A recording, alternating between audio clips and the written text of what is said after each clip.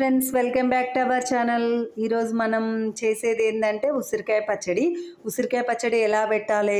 First of all మనం దాని గురించి తెలుసుకుందాం. ఉసిరికాయ పచ్చడి గురించి తెలుసుకుందాం. ఉసిరికాయ పచ్చడి చేసే ముందు ఏమేమి ప్రాసెస్ ఉంటాయో అది తెలుసుకుందాం. ఫస్ట్ ఆఫ్ ఆల్ మనం ఈ ఉసిరికాయలు నీట్గా క్లీన్ చేసుకోవాలి.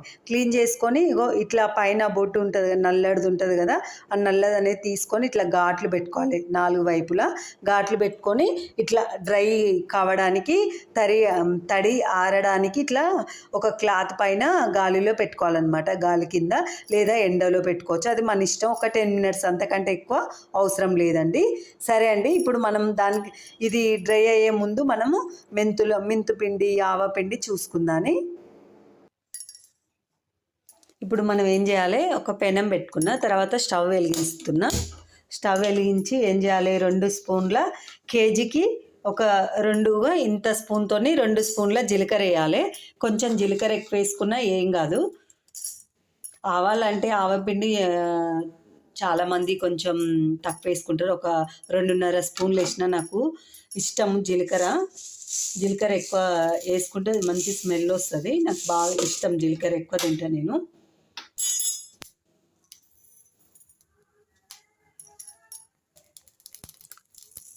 మెంతులు మాత్రం చూసి వేసుకోవాలండి. నేనైతే 1.5 ఇగో ఇది అయినాయి. ఇప్పుడు మనం పచ్చడి పెట్టుకుందాని. మనం ఇలాగ అన్ని కొలతలు తీసుకున్నాం కదా, మొత్తం వేసేసేదాన్ని ఇందులో. ఇగో కారం మొత్తం వేసేస్తున్నా.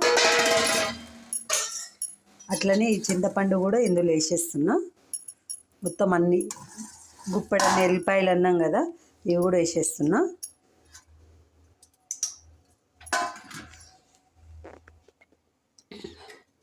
తర్వాత మన ఆవపిండి ఇవన్నీ ఉన్నాయి కదా, ఇవి కూడా వేసేస్తున్నా.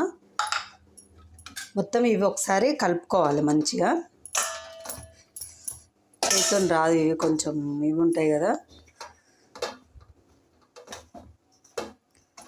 మొత్తం వీటికి పట్టేలాగా మనం కలుపుకోవాలి.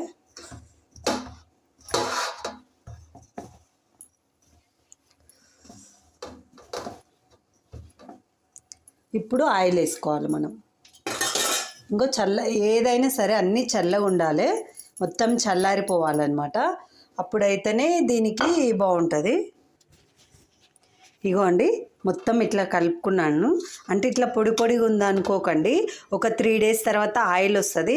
మరి ఇంత పొడి ఉందనుకుంటే ఒక 50 గ్రామ్స్ ఆయిల్ వేసుకోవచ్చు, అవసరమే లేదు. మనము 3 డేస్ తర్వాత చూస్తాం కదా, అప్పుడు మొత్తం